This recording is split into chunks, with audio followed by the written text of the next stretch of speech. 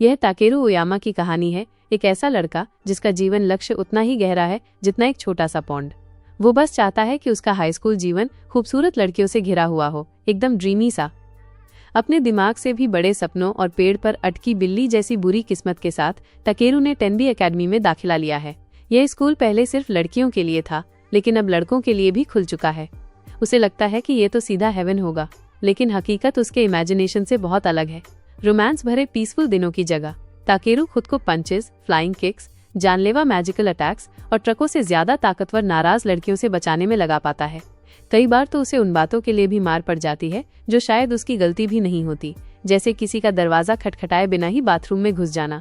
अब इससे पहले कि हम इस इडियट की जिंदगी की कॉम्प्लेक्स उलझनों में उतरे, जरूर सब्सक्राइब कर लीजिए, क्योंकि टेनबी एकेडमी में सर्वाइव करना मुश्किल है, लेकिन इस कहानी को मिस करना उससे भी मुश्किल। कहानी एक लड़की से शुरू होती है जो किसी बेहद जरूरी जगह की तरफ जा रही है। अंदर ही अंदर वो बहुत एक्साइटेड है, क्योंकि आज वो अपने बचपन के दोस्त ताकेरू ओयामा से मिलने वाली है। उसे याद आता है ताकेरू उससे 1 साल छोटा था और बचपन में दोनों एक ही डोजो में मार्शल आर्ट्स की प्रैक्टिस किया करते थे। कुछ सालों बाद ताकेरू एक बोर्डिंग स्कूल चला गया था और फिर ना कोई कॉल ना मुलाकात। लड़की अपना नाम हारुको अमाया बताती है। अब वो टेनबी एकेडमी में दूसरे साल की स्टूडेंट है और गर्व से स्टूडेंट काउंसिल की उपाध्यक्ष भी। हारुको बहुत एक्साइटेड है ताकेरू से दोबारा मिलने के लिए। वो इमेजिन करती है शायद अब वो लंबा हो गया होगा, ज्यादा मैच्योर लग रहा होगा और एक टॉप स्टूडेंट भी बन गया होगा। जब वो उसके घर पहुंचती है तो मेन डोर खुला होता है। वो क्यूरियोसिटी में अंदर चली जाती है और उसका नाम पुकारती है। ताकेरू आधे कपड़ों में हड़बड़ाकर कहता है, रुको, तैयार नहीं हूँ अभी। लेकिन जिद्दी हारुको फिर भी अंदर आ जाती है। घबराकर ताकेरू कुछ बॉक्सेस में टकरा जाता है और उसे बचाते बचाते उसका हाथ हारुको के जूसी मेलन्स पर जा पड़ता है। हारुको गुस्से से लाल हो जाती है और चिल्लाती है, तू आज भी वही बेवकूफ है। बिना कपड़ों के लड़कियों के सामने घूमता है। वो झल्लाकर उसे धक्का देती है, लेकिन कुछ पल बाद नरम हो जाती है और उसे उठाकर टीज करती है। अब भी वही ओल्ड ताकेरू। बाद में दोनों एकेडमी की तरफ साथ साथ निकलते हैं। रास्ते में हारुको पूछती है कि उसने टेनबी क्यों चुना। ताकेरू मुस्कुराकर जवाब देता है, पहले ये सिर्फ गर्ल्स का स्कूल था, अब कोएड हो गया है। गर्ल्स तो होंगी ही, यहाँ फन भी होगा। उसका जवाब सुनकर हारुको का मूड ऑफ हो जाता है। वो उसे फिर से इडियट कहती है। स्कूल पहुंचकर हारुको ताकेरू को वार्न करती है, ये कोई नॉर्मल एकेडमी नहीं है, यहाँ सब अलग है। ताकेरू इंटरेस्ट से पूछता है, अलग कैसे? हारुको बताती है कि यहाँ रेगुलर क्लासेस के साथ साथ special competitions, martial arts programs और मेकिन फेस्टिवल जैसे ग्रैंड इवेंट्स भी होते हैं। ताकेरू की इमेजिनेशन फिर उड़ान भरती है। वो खुद को लड़कियों के साथ डांस करता देखता है। हारुको उसे फिर से डांटती है, तू सुधरेगा नहीं क्या? तभी अनाउंसमेंट होती है। स्टूडेंट काउंसिल के सभी मेंबर्स को अर्जेंट मीटिंग के लिए बुलाया जाता है। हारुको बाय कहती है और सेरेमनी की रिस्पॉन्सिबिलिटी संभालने चली जाती है। अब ताकेरू अकेला है। वो जिम की तरफ चलता है जहाँ एंट्रेंस सेरेमनी होने वाली थी। रास्ते में उसे कुछ अजीब देखने को मिलता है। टेनबी एकेडमी के 2 स्टूडेंट्स किमिवा और अजुकी शन्नात्सु एक बेवकूफ़ी भरी फाइट में उलझे हैं। अजुकी के नाक पर हमेशा एक छोटी सी पट्टी बंधी होती है। वो बहुत फायरी और एनर्जेटिक है। ये दोनों किसी सीरियस बात पर नहीं, बल्कि एक टेडी बेयर के लिए लड़ रही हैं। किमिवा अपने मूव्स बड़ी बेतरतीबी से चलाती है। एक स्किल्ड वॉरियर से ज्यादा वो एक कंफ्यूज्ड मुर्गे जैसी लगती है। दूसरी तरफ अजुकी स्मार्टली डॉज करती है, इतने स्किलफुली कि किमिवा एक क्लमजी जायंट स्क्विरल लगने लगती है। इसी केओस के बीच ताकेरू की नजर एक पेड़ पर जाती है। पेड़ की एक ब्रांच पर बैठी है एक काम मिस्टीरियस लड़की, हिमेगामी। वो ऐसी देख रही है जैसे कोई बोरिंग टीवी शो देख रही हो। ताकेरू को नहीं पता कि उसके साथ बैठा है काबुजुची नाम का एक शिकिगामी स्पिरिट, जिसे वो अभी देख नहीं सकता। तभी अजुकी एक तेज किक मारती है और किमिवा की स्वॉर्ड हवा में उड़ जाती है। वो स्वॉर्ड सीधे हिमेगामी की तरफ जाती है, जिससे वो गिर पड़ती है और सीधा जा टकराती है ताकेरू से। और फिर एक ऑकवर्ड मोमेंट, उनके लिप्स एक्सीडेंटली एक दूसरे से टच कर जाते हैं। हिमेगामी की आंखें जलने लगती हैं गुस्से से। लेकिन तभी वो ताकेरू की चेस्ट पर एक ग्लोइंग मार्क देखती है। उसे देखकर वो अचानक काम हो जाती है और बिना कुछ बोले पीछे हट जाती है। ताकेरू एम्बैरेसमेंट और कंफ्यूजन से भरकर वहां से भाग जाता है। उसे अंदाजा भी नहीं कि उस निशान की वजह से अब हिमेगामी उसे अपना आर्च एनिमी मान चुकी है। एंट्रेंस सेरेमनी शुरू होती है।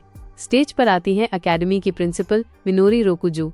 वो फ्रेंडली दिखती हैं, लेकिन उनकी मुस्कान के पीछे कुछ रहस्यमय छिपा है। मिनोरी कहती हैं, जो स्टूडेंट्स अपने आप पर कंट्रोल रखेंगे और 8 महान मेकन में से किसी एक को जीतेंगे, उनका भविष्य चमकेगा। ताकेरू एकदम लॉस्ट खड़ा है। उसे कुछ समझ नहीं आ रहा। मेकन, ये किस लैंग्वेज में बात हो रही है? मिनोरी क्लैरिटी के लिए किमिवा और अजुकी को एक डेमोन्स्ट्रेशन देने को कहती हैं। लेकिन वो दोनों फिर से मजाक और बेवकूफ़ी करने लगती हैं। तंग आकर मेनोरी किसी और को चुनना चाहती हैं। तभी हिमिगामी स्टेज पर आती है, एक ठंडी कॉन्फिडेंट स्माइल के साथ। वो सबको इग्नोर करके सीधे ताकेरू को अपना ओपोनेंट चुनती है। ताकेरू मना करता है, मैं इस मैडनेस में नहीं पढ़ना चाहता। लेकिन बाकी सारे स्टूडेंट्स उसे चेयर और प्रेशर करने लगते हैं। नो ऑप्शन बचने पर ताकेरू लड़ाई के लिए तैयार हो जाता है। स्टार्ट होने से पहले हिमेगामी धीरे से विस्पर करती है, don't worry, just pretend to fight. Takeru को थोड़ी राहत मिलती है। कोई रास्ता न देखकर वो आखिरकार फाइट के लिए राजी हो जाता है। शुरू होने से पहले हिमिगामी ताकेरू से फुसफुसाकर कहती है कि वे सिर्फ लड़ने का ड्रामा करेंगे। ताकेरू को थोड़ी राहत महसूस होती है। वो सोचता है कि शायद ये इतना बुरा नहीं होगा। उसे पता नहीं है कि हिमिगामी के पास उस पर सचमुच हमला करने की एक क्लेवर प्लान है। वो चुपके से अपनी एक शिकिगामी इकिजिकी को बुलाती है और उस पर हमला करने के लिए तैयार हो जाती है। पहले तो दोनों बेफिक्री से फेक फाइट का नाटक करते हैं, लेकिन तभी हिमिगामी अचानक असली हमला करने की कोशिश करती है और इकिजिकी शक्ति से उसे कुचलने की कोशिश करती है। इससे पहले कि वो उसे बुरी तरह घायल कर पाती, एक मिस्टीरियस वुमन दौड़कर आती है और हमले को रोक देती है। सब लोग हैरान होकर देखते हैं जब ये महिला लेजेंडरी 8 मेकिन में से एक का इस्तेमाल करती है। वो एक पल के लिए पावरफुल दिखती है, लेकिन जल्दी ही कमजोर होकर ताकेरू पर गिर पड़ती है। वो महिला जागती है, ताकेरू को अपनी बाहों में भर लेती है, मानो वो उसका खोया हुआ ट्रेजर हो, और उसे जाने नहीं देती। हारुको उलझन और झुंझलाहट में आकर पूछती है कि ये अजीब लड़की कौन है। वो महिला खुशी खुशी अपना परिचय इनाहो कुशिया के रूप में देती है और गर्व से घोषणा करती है कि आज से वो ताकेरू की फियांसे के रूप में उसकी रक्षा करेगी। कक्षा समाप्त होने के बाद हारुको सीधे ताकेरू के रूम में जाती है। वो उससे इनाहो द्वारा पहले कही गई बातों के बारे में पूछना चाहती है। दरवाजा खोलते ही वो इनाहो को पहले से ही अंदर देखकर चौंक जाती है और बहुत आराम से दिख रही है। पता चलता है कि ताकेरू और इनाहो एक ही कमरा साझा कर रहे हैं, जिसे प्रिंसिपल ने मंजूरी दे दी है क्योंकि ये सामान्य से बड़ा है। हारुको के कुछ कहने से पहले ही हालात बिगड़ जाते हैं। हिमिगामी भी वहाँ मौजूद है और उसने भी ताकेरू के साथ रहने का फैसला किया है।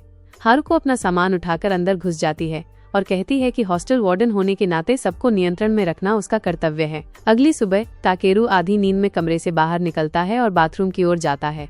वो बिना सोचे समझे बाथरूम का दरवाजा खोलता है और सदमे से जम जाता है। अंदर हिमिगामी अपनी पैंटी ऊपर कर रही है। ताकेरू एक मूर्ख की तरह अचानक बोल पड़ता है कि वे काले हैं। शर्मिंदगी और गुस्से से हिमिगामी का चेहरा लाल हो जाता है। वो उस पर एक डर्टी पर्वर्ट होने का आरोप लगाती है और उसे भागने का मौका दिए बिना उसे बिजली के एक तेज झटके से झटका देती है। बाद में पूरा ग्रुप नाश्ते के लिए इकट्ठा होता है। ताकेरू अभी भी वहीं बैठा है, उसकी आंखें नाटकीय अंदाज में हैं। हारुको उसके नाटक को अनदेखा करते हुए उसे जल्दी से खाना खाने के लिए कहती है, वरना सबको स्कूल के लिए देर हो जाएगी। ताकेरू खाना शुरू करता है और उसे तुरंत खाना बहुत पसंद आता है। हारुको का चेहरा खुशी से चमक उठता है। उसे गर्व होता है कि ताकेरू को उसका खाना पसंद है। हिमिगामी कहती है कि खाना वाकई बहुत अच्छा है और पूछती है कि क्या हारुको ने इसे खास ताकेरू के लिए बनाया है। यह सुनकर हारुको बुरी तरह शर्मा जाती है और इनकार करने की कोशिश करती है। चारों ने घड़ी की तरफ देखा और उन्हें एहसास हुआ कि उन्हें बहुत देर हो चुकी है। घबराकर चारों स्कूल की तरफ दौड़ पड़े। लड़कियां ठीक समय पर गेट तक पहुंचने में कामयाब हो जाती हैं, लेकिन बेचारा ताकेरू किसी खोए हुए पपी की तरह पीछे छूट जाता है। ये देखकर हिमिगामी मदद करने का फैसला करती है। वो कागीजुची को बुलाती है, जो ताकेरू को गेट पार करने के लिए पर्याप्त ऊंचाई पर ले जाता है, जिससे वो अजीब तरह से लेकिन सुरक्षित रूप से जमीन पर उतर जाता है। बाद में कक्षा में ताकेरू और इनाहो एक साथ कक्षा में प्रवेश करते हैं। हर सहपाठी उन्हें ऐसे घूरता है जैसे वे किसी धारावाहिक का हिस्सा हों। उन्हें अभी भी प्रवेश समारोह की केओस याद है। कक्षा शुरू होती है और उनकी शिक्षिका तामिका अमाटो, जो इतनी शांत दिखती हैं कि उन पर भरोसा नहीं किया जा सकता, घोषणा करती हैं कि आज शारीरिक जांच का दिन होगा। लड़कियां पहले जाएंगी। ताकेरू और उसके सहपाठी केंगो यूसुई जब ये खबर सुनते हैं तो उनके दिमाग में उथल पुथल मच जाती है। विलन्स फ्रॉम बैड कार्टून्स की तरह वे पेट दिखाने का नाटक करते हैं और क्लास से बाहर जाने की इजाजत मांगते हैं। सभ्य लोगों की तरह शौचालय जाने के बजाय वे अस्पताल के पीछे छिप जाते हैं और लड़कियों के चेकअप के दौरान उन पर नजर रखने की योजना बनाते हैं। वे दो उदास छोटे बंदरों की तरह एक पेड़ पर भी चढ़ जाते हैं। वहां से उन्हें एहसास होता है कि वे अकेले नहीं हैं। उन दोनों की एक ही क्रीपी प्लान थी। हालांकि कर्म उन्हें जल्दी ही मार देता है। उनके ठीक ऊपर हिमिगामी खड़ी है, जो अच्छी तरह जानती है कि ये बेवकूफ क्या करने की कोशिश कर रहे हैं। बिना किसी दया के वो उनके चेहरों पर एक जोरदार डबल किक मारती है, जिससे वे नीचे गिर पड़ते हैं। दोनों लड़के उसके भयंकर क्रोध से इतने डर जाते हैं कि वे अपने कमरे में वापस रेंगते हुए अंदर रोते हैं। कागीजुची हिमिगामी के फिर से नियंत्रण खोने से चिंतित होकर पूछता है कि क्या वो अब भी ताकेरू के प्रति घृणा महसूस करती है, लेकिन हिमिगामी स्वीकार करती है कि अब उसे ताकेरू के प्रति उतनी गहरी घृणा महसूस नहीं होती। उसके दिल में कुछ चेंज आना शुरू हो गया है। बाद में पुरुष छात्रों के शारीरिक परीक्षण का समय आता है। सभी लड़के एक खूबसूरत स्कूल नर्स अकी मेंजू को देखकर अजीब और अचंभित होने लगते हैं। वही चेकअप करती है और उसकी खूबसूरती के कारण आधे लड़के ठीक से बोलना भूल जाते हैं। जब ताकेरू की बारी आती है तो वो घबराकर आगे बढ़ता है। उसका चेकअप सिर्फ सामान्य नहीं होता, बल्कि करम्बू, एक मशीन जो छात्र के मेकिन को स्कैन और विश्लेषण करती है, उसकी जांच करती है। लेकिन कुछ अजीब होता है। करम्बो को ताकेरू से मेल खाता कोई भी मेकिन नहीं मिलता। जैसे ही हारुको को इस अजीबोगरीब नतीजे का पता चलता है, वो तुरंत प्रिंसिपल के ऑफिस पहुंचती है। करम्बो के आविष्कारक जनरल तयाबायाशी को भी यकीन नहीं हुआ। 10 साल तक ये मशीन बिल्कुल सही काम करती रही, लेकिन अब पहली बार ये फेल्ड हो गई है। और ताकेरू अकेली नहीं है, 3 और छात्र हैं जो करम्बो ठीक से नहीं पढ़ पाते। उनमें से एक इनाहो है, लेकिन प्रिंसिपल माइनरी को उसकी कोई चिंता नहीं है, क्योंकि इनाहो के पास पहले से ही एक मैकिन है। एक और प्रथम वर्ष का छात्र है। ताकेरू वहाँ बैठा है, पूरी तरह से उलझन में। उसे समझ नहीं आ रहा कि सब लोग ऐसा क्यों व्यवहार कर रहे हैं, जैसे मेकिन न होना दुनिया का अंत हो। मिनोरी धैर्यपूर्वक समझाती हैं कि अब से छात्रों का मेकिन सिर्फ एक वेपन नहीं, बल्कि उनकी शील्ड भी होगा। मेकिन का इस्तेमाल लड़ाई, बचाव और यहाँ तक कि स्कूल एक्टिविटीज में भी किया जाता है। इसके बिना छात्र लगभग असहाय हैं।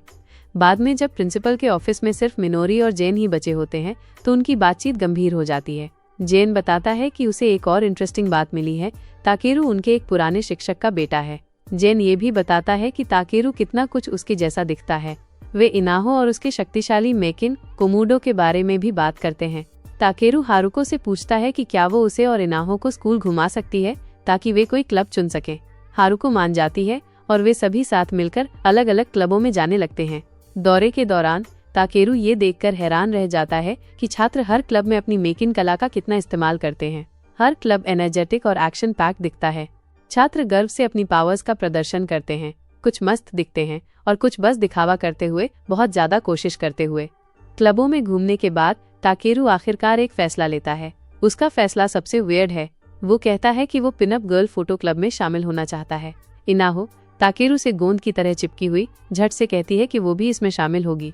हारुको उस क्लब में इन दोनों द्वारा की जाने वाली क्रीपी एंड डिस्गस्टिंग हरकतों की कल्पना करके तुरंत उनकी योजना को रोक देती है। वो ताकेरू को इतनी बेतुकी चीज में शामिल होने से मना कर देती है। इसके बजाय वो ताकेरू को एक बेहतर क्लब, केनकाइबू क्लब में शामिल होने का सुझाव देती है। वो समझाती है कि ये तेनबी अकादमी की पब्लिक ऑर्डर टीम की तरह है, जो स्कूल में शांति और अनुशासन बनाए रखती है। हारुको गर्व से उन्हें बताती है कि वो क्लब की अध्यक्ष है और हिमेगामी भी इसका सदस्य है। ये सुनकर कि 2 पावरफुल गर्ल्स इसमें शामिल हैं, ताकेरू थोड़ा घबरा जाता है। वो तुरंत कोई फैसला नहीं ले पाता। थोड़ा घबराकर वो सोचने के लिए कुछ टाइम मांगता है। अगली सुबह बेचारी ताकेरू के लिए एक और मेस लेकर आती है। हारुको अपनी सुबह की जॉगिंग खत्म करके घर आती है, एकदम तरोताजा और नहाने के लिए तैयार। उसे याद आता है कि ताकेरू ने वादा किया था कि वो उसके क्लब में शामिल होने के बारे में सोचेगा और बाद में उसे बताएगा। वो सीधे बाथरूम में जाती है और अपने कपड़े उतार देती है। इसी बीच ताकेरू बाथरूम में कदम रखता है और बिना किसी बात पर ध्यान दिए पास में ही अपने दांत ब्रश करने लगता है। बिना किसी चेतावनी के हारुको अचानक अपना शैम्पू लेने के लिए बाथरूम का दरवाजा खोल देती है। उसके ठीक सामने खड़ा ताकेरू गलती से उसे बिना कपड़ों के देख लेता है। हारुको का चेहरा तुरंत एंगर से भर जाता है। बिना खुद को रोके वो ताकेरू पर चिल्लाती है और उसे याद दिलाती है कि उसने कितनी बार उसे बाथरूम के आसपास सावधान रहने की चेतावनी दी थी। फिर वो शैम्पू की बोतल उठाकर सीधे उसके चेहरे पर फेंक देती है, ताकि उसे इस बार अपनी गलती याद रहे। गिल्ट और चीजों को सुधारने की चाहत से ताकेरू बाद में स्कूल में हारुको से सिक्योरिटी कमेटी के बारे में पूछता है। हारुको गंभीर और गर्व से बताती है कि तेनबी अकादमी की नेतृत्व प्रणाली 2 भागों में बंटी है, सिक्योरिटी कमेटी और मैजिकल एनफोर्समेंट कमेटी, जिसे मारू शिकुबू के नाम से जाना जाता है। ताकेरू ध्यान से सुनता है जब हारुको उसे बताती है कि सिक्योरिटी कमेटी का मुख्य उद्देश्य ये सुनिश्चित करना है कि छात्रों के बीच द्वंद्व युद्ध फेयर, क्लीन और सेफ रहें। वे झगड़े के दौरान किसी भी मुसीबत में पड़ने वाले छात्र की भी रक्षा करते हैं। जब सब कुछ सामान्य लग रहा होता है, तभी पास की झाड़ियों से एक लड़का अचानक बाहर कूद पड़ता है। वो कहता है कि उसने सब कुछ सुन लिया है और गर्व से अपना परिचय देता है। उसका नाम केंगो युसुई है। वो प्रथम वर्ष का छात्र है। वो हारुको से हाथ मिलाने के लिए कॉन्फिडेंस से हाथ बढ़ाता है। ताकेरू को तुरंत याद आता है कि ये वही जोकर है जो कल उसके साथ पेड़ पर बैठा था और हेल्थ चेकअप के दौरान लड़कियों पर ताक झांक करने की कोशिश कर रहा था। ताकेरू को बुरा लगता है और वो सोचता है कि केंगो हारुको के जूसी मेलन्स छीनने की कोशिश कर रहा है। ताकेरू जल्दी से उसे बचाने के लिए आगे बढ़ता है, लेकिन क्योंकि वो एक डिजास्टर मैग्नेट है, वो ठोकर खाता है और गलती से उसके जूसी मेलन्स खुद ही दबा देता है। कुछ ही देर बाद स्कूल में एक और फाइट छिड़ जाती है। इस बार अजुकी का सामना प्रथम वर्ष के कई किरिगासा नाम के एक लड़के से होता है। काई एक बिगड़ैल बच्चे की तरह बेधड़क घोषणा करता है कि अगर वो द्वंद्व युद्ध जीत जाता है तो अजुकी को उसकी गर्लफ्रेंड बनना होगा। आग से भरी अजुकी बिना एक पल भी गंवाए उस पर टूट पड़ती है। वो उसके चेहरे पर एक जोरदार मुक्का मारती है, लेकिन वो गिरता नहीं है। इसके बजाय काई अपने मेकान, जिसे फुल मेटल कहा जाता है, का इस्तेमाल करके दिखावा करता है, जिससे उसका पूरा शरीर स्टील लाइक सख्त हो जाता है। ईंट की दीवार से भी ज्यादा मजबूत शरीर के साथ काई लगातार हमला करता रहता है, जिससे अजुकी एक बहुत ही टफ सिचुएशन में फंस जाती है। ताकेरू किनारे से देखता रहता है और ज्यादा परेशान होता जाता है। एक लड़के को सबके सामने एक लड़की को पीटते देख उसका खून खौल उठता है। उसके आसपास की लड़कियां उसे जल्दी से पकड़ लेती हैं और उसे रोकने की कोशिश करती हैं ताकि वो और ज्यादा परेशानी न पैदा करे। ताकेरू शांत बैठने को तैयार नहीं होता और अपनी पूरी ताकत लगाकर उनकी पकड़ से छूट जाता है और बैटल में कूद पड़ता है। वो ठीक समय पर कूद पड़ता है और काई के अगले जोरदार हमले को रोक देता है। हालांकि काई के पंच की ताकत कोई मजाक नहीं है। ताकेरू अंततः एक चिथड़े की तरह दूर फेंक दिया जाता है। अजुकी ने मौका देखकर काई के मुंह पर निशाना साधा। चूंकि काई, जो एक अति आत्मविश्वासी मूर्ख है, अपने मैकन से उसे कड़ा करना भूल गया और वार उसे वहीं बेहोश कर देता है। अजुकी ताकेरू का थैंक करने के लिए उसके पास जाती है, लेकिन हारुमु को बीच में ही बोल पड़ती है और उसे उसके केयरलेस बिहेवियर के लिए डांटती है। ताकेरू मानता है कि स्कूल की लड़कियां मजबूत हैं, लेकिन कहता है कि वो अब भी फेयर ड्यूल्स में विश्वास रखता है। हारुमु को उसे याद दिलाती है कि निष्पक्षता सुनिश्चित करना ही केकाइयबू का असली मकसद है। यह सुनकर ताकेरू आखिरकार केनकाइबू में शामिल होने का फैसला करता है। उस दिन बाद में एमुगामी उस पल के बारे में सोचती है जब ताकेरू ने काई के हमले को रोका था। वो खुद को सरप्राइज्ड हुए बिना नहीं रह पाती।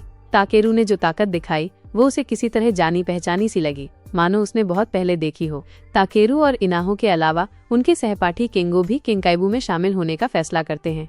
नए सदस्यों के स्वागत के लिए क्लब स्कूल के हॉट स्प्रिंग पर एक पार्टी का आयोजन करता है। स्वागत समारोह छोटा मोटा नहीं होता। केनकाइबू छात्र परिषद और मैजिकल इन्फोर्समेंट कमेटी मादू शिकुबू सभी के सदस्य वहां पहुंचते हैं। उनमें से ज्यादातर लड़कियां हैं और सब मिलकर मादू केन केइकिकू नामक एक ग्रुप बनाते हैं, जिसे मेकन के नाम से जाना जाता है। पार्टी के बाद असली काम शुरू होता है, क्योंकि नए सदस्य ताकेरू, इनाहो और केंगो को अलग अलग ट्रेनिंग से गुजरना पड़ता है। उन्हें मेकान के बारे में जल्दी सीखने में मदद करने के लिए छात्र परिषद के अध्यक्ष फुरुआन ताकाकी और कोषाध्यक्ष युका अमादो उन्हें पढ़ाने का जिम्मा लेते हैं। बाद में उन्हें हिम्बिएमी की इंटेंस ट्रेनिंग से गुजरना पड़ता है, जो सुनने में जितनी मुश्किल लगती है उससे कहीं ज्यादा कठिन होती है। बेचारे ताकेरू के शरीर में उस रात हर जगह पेन होने लगता है। उसे दर्द में देखकर इनाहो उसे मसाज करने की पेशकश करती है। जेलसी से जलती हुई हारुको तुरंत आगे आती है और मदद करने की जिद करती है। दोनों लड़कियां ताकेरू की मालिश करने लगती हैं, जबकि पास ही खड़ी हिम्बिएमी सीरियस चेहरे से सब कुछ देख रही होती है। हिम्बिएमी उस पावर के बारे में सोचती रहती है जो ताकेरू ने केई के अटैक को रोकते समय दिखाई थी। वो अब भी क्यूरियस है और सच्चाई जानना चाहती है। करीब आने के लिए वो ताकेरू को डेट पर चलने के लिए इनवाइट करती है। अगले दिन वे एक शहर के चौराहे पर मिलते हैं। दोनों इस बात से अनजान हैं कि हारुको, इनाहो और केंगो दो स्नीकी डिटेक्टिव्स की तरह चुपके से उनका पीछा कर रहे हैं। बाजार जाते समय हिम्बिएमी दुकानों में मौजूद खूबसूरत चीजों को देखकर डिस्ट्रैक्टेड हो जाती है। वो इतनी सारी चीजें खरीद लेती है कि बेचारे ताकेरू को उसके सारे बैग उठाने पड़ते हैं, मानो कोई चलती फिरती शॉपिंग कार्ट हो। जब हिम्बिएमी कपड़े पहनकर देखती है तो उसे अचानक आश्चर्य होता है कि ताकेरू की फ्रेग्रेंस उसे इतनी जानी पहचानी क्यों लगती है, लगभग उसके बड़े भाई जैसी। थोड़ी देर बाद वे आराम करने और खाने का फैसला करते हैं। वे एक छोटा सा काफे चुनते हैं जहां उन्हें एक सरप्राइज मिलता है। अजुकी, जो वहां सीक्रेटली पार्ट टाइम काम करती है, मेज परोस रही है। ताकेरू को हिम्बिएमी के साथ देखकर वो गुस्से से लाल हो जाती है। शर्मिंदा होकर अजुकी ताकेरू को वार्निंग देती है कि वो उसकी पार्ट टाइम नौकरी के बारे में किसी को न बताए। खाना खाने के बाद वे नदी के नज़ारे का आनंद लेने निकल पड़ते हैं। हिम्बिएमी इतनी आराम से सो जाती है कि वो भूल जाती है कि वो असली रीजन क्या लेकर आई थी, ताकेरू की जांच करना। उसे एहसास होता है कि उसने बहुत समय वेस्ट कर दिया है। वो अचानक फिर से सीरियस हो जाती है और ताकेरू की चेस्ट पर बने रहस्यमय निशान को देखने के लिए कुछ पल रुकती है। अचानक 3 परेशान करने वाले आदमी प्रकट होते हैं, ब्यू तनाका, इयाई कोबायाशी और शिसुके यामादा। वे प्राउडली खुद को हिम्बिएमी फैन क्लब के सदस्य बताते हैं, बिल्कुल हारुको और इनाहो की तरह। ये जोकर पूरी सैर के दौरान ताकेरू और हिम्बिएमी का सीक्रेटली पीछा करते रहे हैं। हिम्बिएमी साफ तौर पर अनॉयड हो चुकी थी। बिना समय गंवाए उसने अपनी मीकेन यासाकानी का इस्तेमाल करके अपने 2 शिकिगामी को बुलाया। एक ही आदेश पर उसने तीनों मूर्खों को सीधे झील में फेंक दिया, जैसे खिड़की से कचरा फेंका जा रहा हो। जैसे ही माहौल काम होने लगता है, हिबियामा ताकेरू की ओर बढ़ता है। एक एरोगेंट और घमंडी योद्धा आगे आता है और हिम्बियमी को फाइट के लिए चैलेंज करता है। वह ब्लेड स्नेक नामक अपने हथियार से हिम्बियमी पर हमला करता है। हिम्बियमी आसानी से बच निकलती है, जिससे हिबियामा हवा में झूलता हुआ एक फूल की तरह लगता है। वो तुरंत अंदाजा लगा लेती है कि वो गुप्त ग्रुप कामिगारी का ही सदस्य होगा। हिबियामा डींग मारता है कि वो अभी तक ऑफिशियल मेंबर नहीं है, लेकिन कहता है कि अगर वो उसे हरा देता है तो ऑर्गेनाइजेशन उसे जरूर एक्सेप्ट कर लेगा। हिबियामा ने एक और हमला किया। हिम्बियमी ने उसे रोकने की कोशिश की, लेकिन इस बार बेचारा ताकेरू बीच में फंस गया और वार झेल गया। इस डिस्ट्रैक्शन की वजह से हिम्बियमी अपना फोकस खो देती है और हिबियामा के अगले वार से वो और ताकेरू दोनों ही झील में गिर जाते हैं। इस केओस के दौरान पानी के नीचे उनके होंठ गलती से मिल जाते हैं।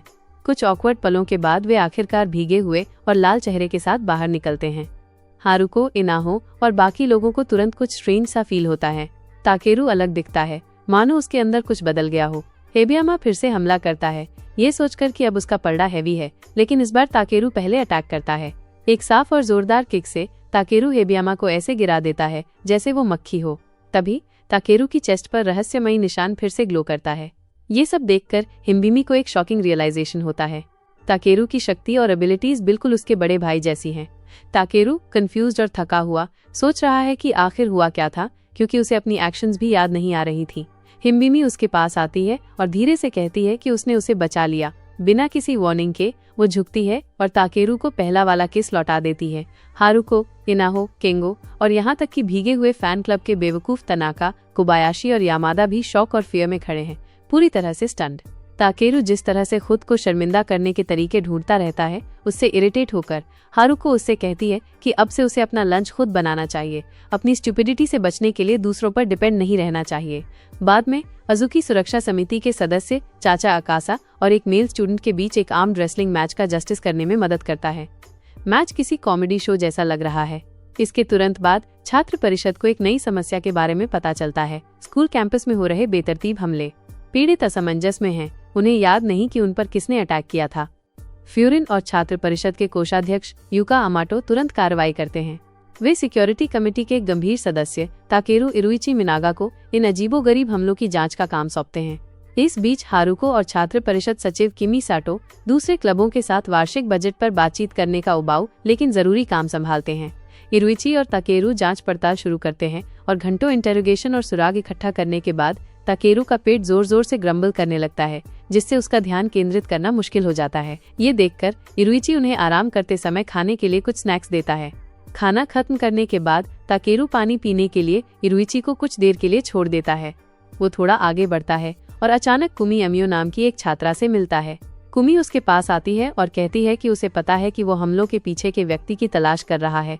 वो दोस्ताना और मददगार बर्ताव करती है और ताकेरू जो आसान टारगेट है, बिना सोचे समझे तुरंत उसकी बात मान लेता है।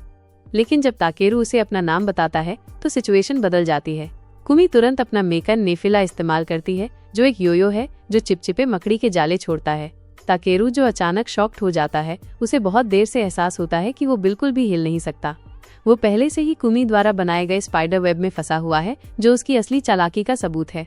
जैसे ही कुमी ताकेरू पर अटैक करने के लिए तैयार होती है, इरुइची अचानक एक असली हीरो की तरह आ पहुंचता है। अपनी मेकान से इरुइची कुमी को रोकने की पूरी कोशिश करता है, लेकिन जब ताकेरू मूर्खता से उसका नाम जोर से बोल देता है तो इरुइची भी उसी चिपचिपे जाल में फंस जाता है। अब दोनों फंस गए हैं और बेबस हैं। यह साफ हो जाता है कि छात्रों पर हो रहे इन रैंडम अटैक्स के पीछे कुमी ही है। वो शुरू से ही अपना असली चेहरा छिपा रही थी। कुमी सीधे इरुइची पर हमला करती है।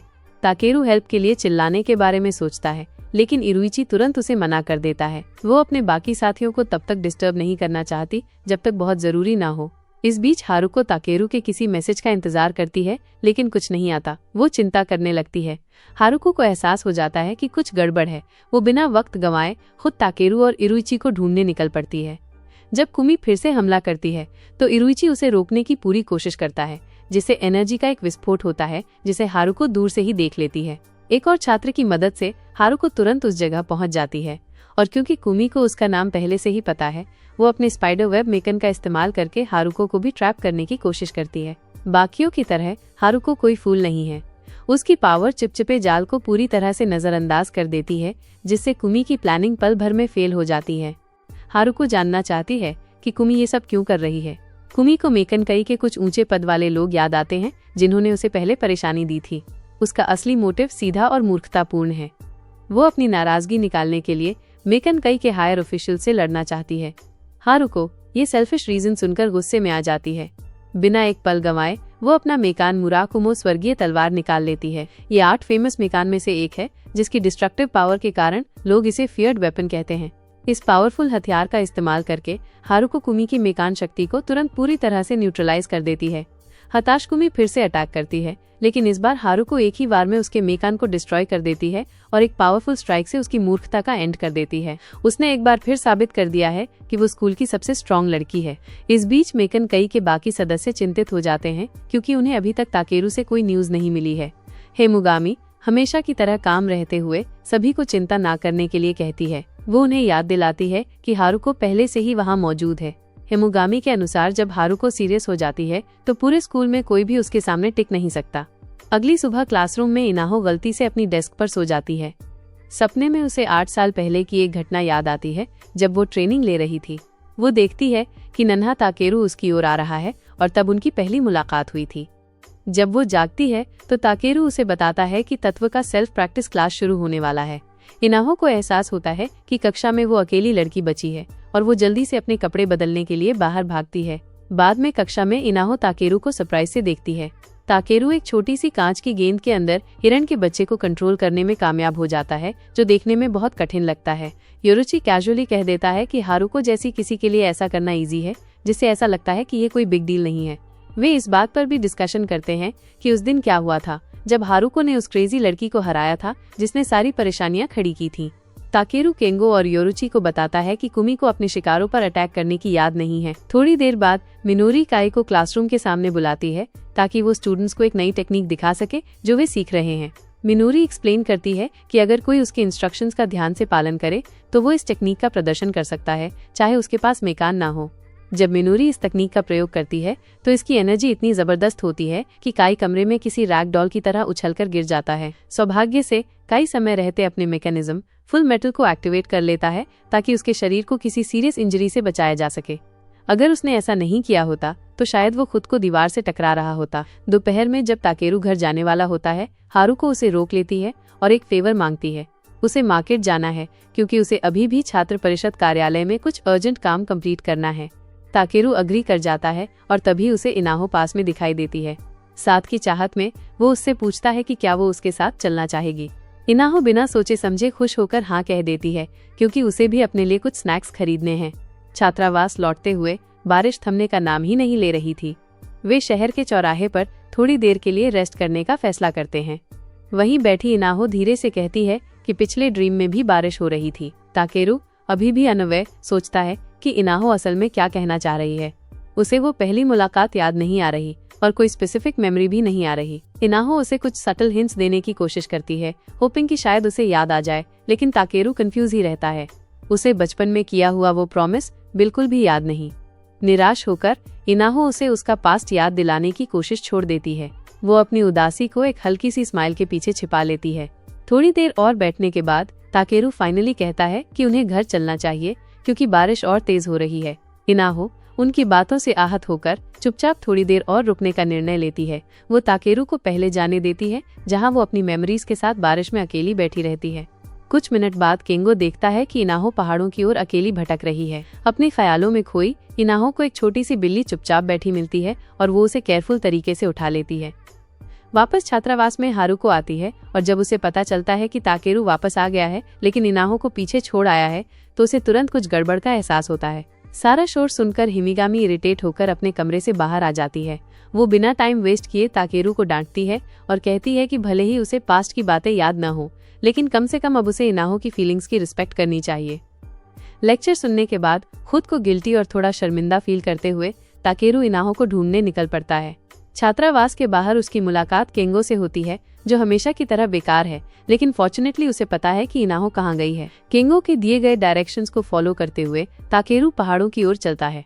इनाहो अभी भी बिल्ली से सॉफ्टली बातें कर रही थी, तभी उसे दूर से ताकेरू की आवाज सुनाई देती है जो उसे बुला रहा होता है। अचानक आई आवाज से डरकर बिल्ली उसकी गोद से कूदकर ताकेरू की ओर दौड़ पड़ती है और तभी मुसीबत आ जाती है। ऊपर चट्टान से एक ह्यूज पत्थर सीधा उस छोटी बिल्ली की तरफ गिरने लगता है।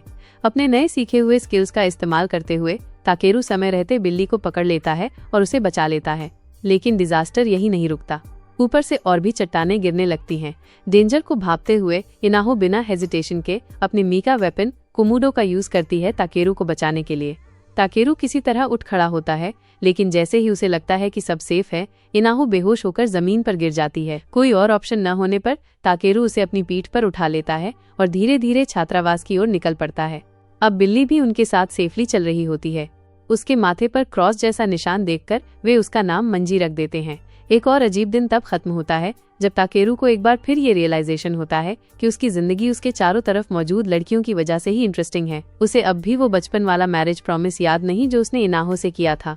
बहुत पहले उन्होंने बड़े होने पर एक दूसरे से शादी करने का वादा किया था, लेकिन अब वो बात ताकेरू के दिमाग से पूरी तरह मिट चुकी है। स्टोरी पूरी तरह याद न होने के बावजूद ताकेरू अपने दिल की बात कहता है। चाहे कुछ भी हो जाए, वो हमेशा इनाहो की रक्षा करेगा। इनाहो को इस बात से खुशी मिलती है। उसके ये शब्द सुनकर ही उसका दिल हल्का हो जाता है। इसी बीच वीनस नाम की एक हायर्ड स्क्वाड धीरे धीरे स्कूल कैंपस में इकट्ठा हो रही होती है। जेन को केंगो से पता चलता है कि ताकेरू ने पहले दो लड़कियों के बीच हुए झगड़े को स्टॉप करने की कोशिश की थी, लेकिन जैसा कि एक्सपेक्टेड था, चीजें और बिगड़ गईं और आखिरकार हारुको को सारी मेस साफ करनी पड़ी। बाद में जेन आखिरकार ताकेरू को अपना मेका डिवाइस दे देती है। ठीक उसी समय जब फिर से नई मुसीबत शुरू होती है। वीनस के सदस्यों को लेकर एक हेलीकॉप्टर स्कूल के मैदान में लैंड करता है, जिससे वहां एक लाउड गूंज उठती है। जेन को इमीडिएटली समझ आ जाता है कि कौन आने वाला है और वो तुरंत मिनोरी को ढूंढने निकल पड़ती है। वीनस का लीडर अकिया कोडाई है, जो एक एरोगेंट और सेल्फ ऑब्सेस्ड इंसान है और खुद को दुनिया का मालिक समझता है। उसके साथ उसके सब कमांडर्स दिमित्रा मीडिया और बाकी स्किल्ड मेंबर्स होते हैं। सेरिया उत्सुका, यांग मिंग और क्लेवर जुड़वा बहनें एरिरू और रिरू, वे सभी मिनोरी के ऑफिस में पहुंचते हैं और उसका सामना करते हैं। तभी मिनोरी को एक पुरानी कॉन्फिडेंशियल बात याद आती है जो कामिगरी नाम के गुप्त समूह ने उसे बताई थी कि कुछ एक्सचेंज स्टूडेंट स्कूल में आने वाले हैं। उसे उम्मीद नहीं थी कि अकिया खुद आने वाला है, जिससे उसे सस्पेशन होने लगता है। अकिया अपने एक्सप्रेशंस को सीरियस बनाए रखता है और कामिगरी को लगता है कि टेंडी एकेडमी में कोई एंशिएंट बीस्ट यमाडा नो ओरोची को वापस लाने की कोशिश कर रहा है। वो क्लेम करता है कि उसका मिशन जिम्मेदार व्यक्ति का पता लगाना है। खुद को और भी अहम दिखाने के लिए वो कहता है कि पिछले 2 सालों में कामिगारी ने अमनोहारा में अजीबोगरीब और ड्रामेटिक चेंजेस देखे हैं। अब उन्हें यकीन हो गया है कि तेनबी अकादमी के अंदर कहीं न कहीं एक देवता का मॉन्स्टर छिपा है। मिनोरी ध्यान से सुनती है, लेकिन अंदर ही अंदर जानती है कि वीन से निपटना बहुत मुश्किल होगा, क्योंकि अकाया जैसे लोग जहाँ भी जाते हैं बस केओस ही फैलाते हैं। कुछ ही देर बाद जेना स्कूल नर्स अकी और होमरूम टीचर तमिका के साथ आती है। उसी समय छात्र परिषद की अध्यक्ष फुरिन ताकाकी अपनी टीम के साथ आती है। वे सब ऑफिस में इकट्ठा होते हैं। जब अकाया फुरिन ताकाकी को देखती है तो वो झट से वीन्स को संभालने की रिस्पॉन्सिबिलिटी उस पर डाल देता है, जिससे एक बार फिर जाहिर होता है कि वो कितना लेजी लीडर है। ऑफिस के अंदर यूका अमादो सबको समझाता है कि वीन्स गर्मी की छुट्टियों तक एनकी के कामों में उसकी मदद करेगी। फिर वीन्स के मेंबर्स एक एक करके अपना परिचय देने लगते हैं। जब सिरिया उत्सुका अपने बारे में बात करना शुरू करती है तो केंगो उसे बड़ी बड़ी आंखों से देखता है। उसे लगता है जैसे उसने उसे पहले कहीं देखा हो, लेकिन हमेशा की तरह उसका दिमाग टुकड़ों को जोड़ने की कोशिश कर रहा है। यांग मिंग आगे बढ़ती है। उचित परिचय देने के बजाय वो एरोगेंटली कहती है कि कमजोरों से परिचय कराने की कोई जरूरत नहीं है। अजुकी हमेशा की तरह फिरेई को यांग मिंग का रूखा व्यवहार जरा भी पसंद नहीं आता। वो तुरंत यांग मिंग को चैलेंज देती है और उसे कुछ शिष्टाचार सिखाने के लिए तैयार हो जाती है।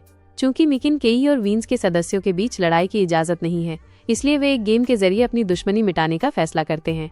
एक वॉलीबॉल मैच चुना जाता है जिसमें हर टीम में 3 सदस्य होते हैं। यूका टीम में बड़ी सावधानी से ऑर्गेनाइज करता है। हारुको, अजुकी और चाचा का मुकाबला वीन्स की उप सेनापति दिमित्रा मीडिया, रक्षात्मक दीवार सिरिया उत्सुका और बड़बोले यांग मिंग से होगा।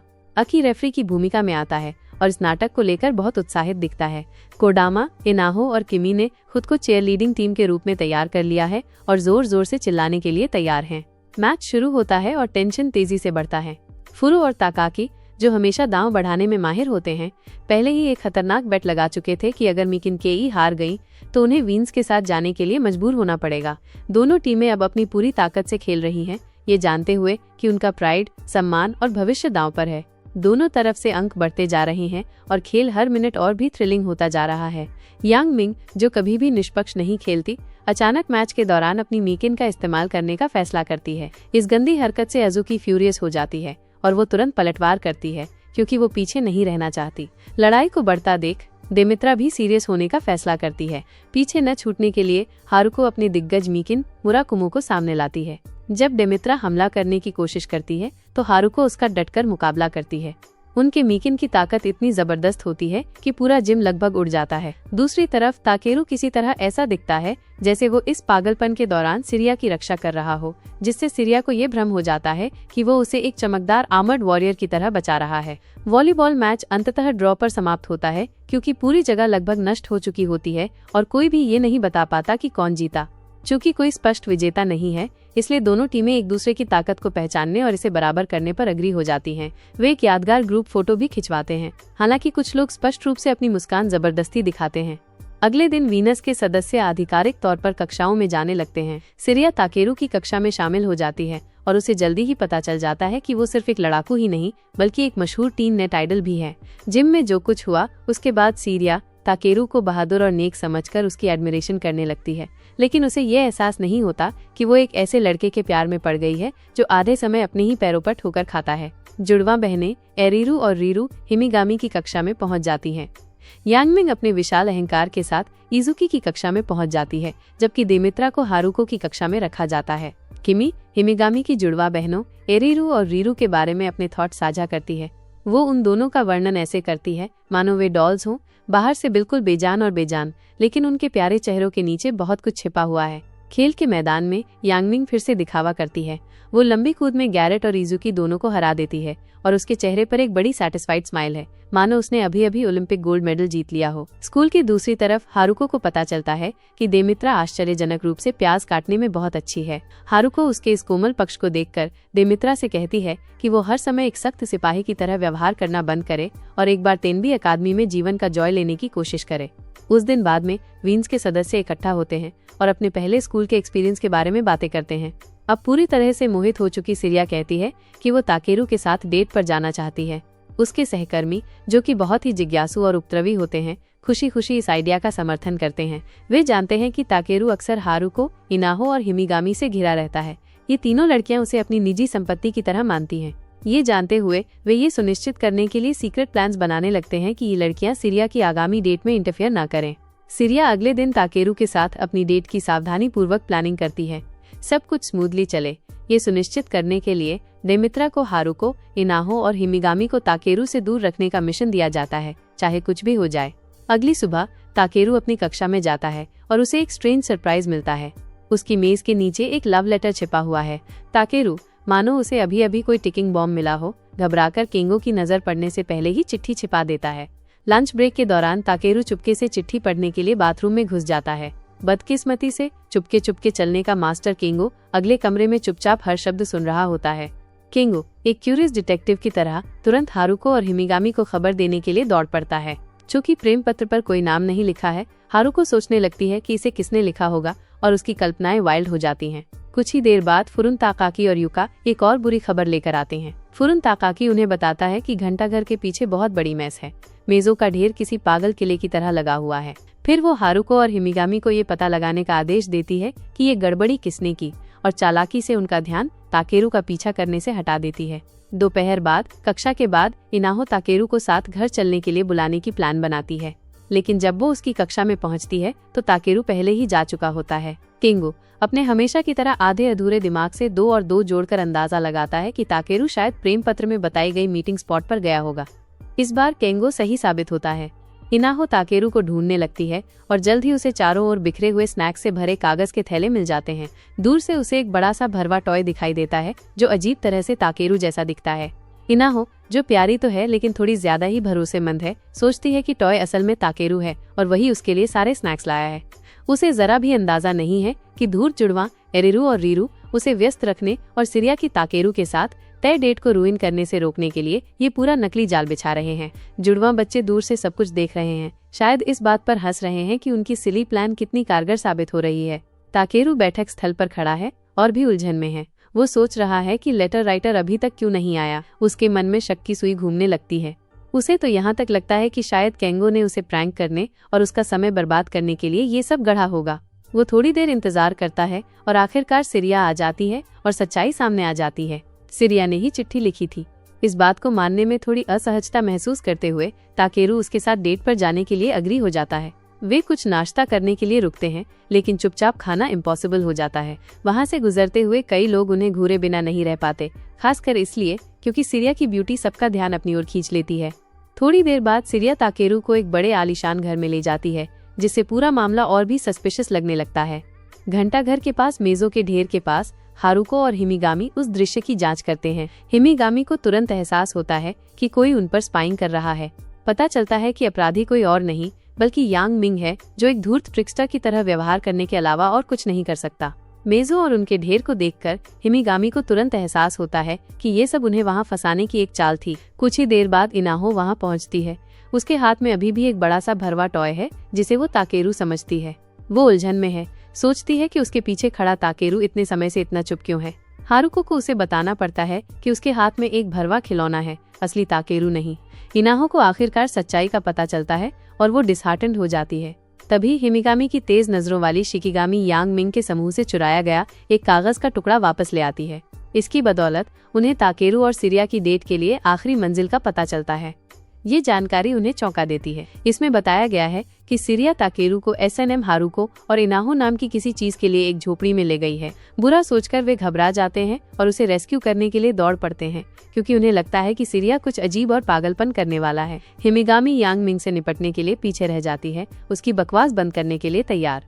रास्ते में डेमित्रा हारुको और इनाहो को रोकने की कोशिश करती है, लेकिन डेमित्रा चाहे कितनी भी गंभीर क्यों न दिखे, जब ये दोनों ठान लें तो उसका कोई मैच नहीं।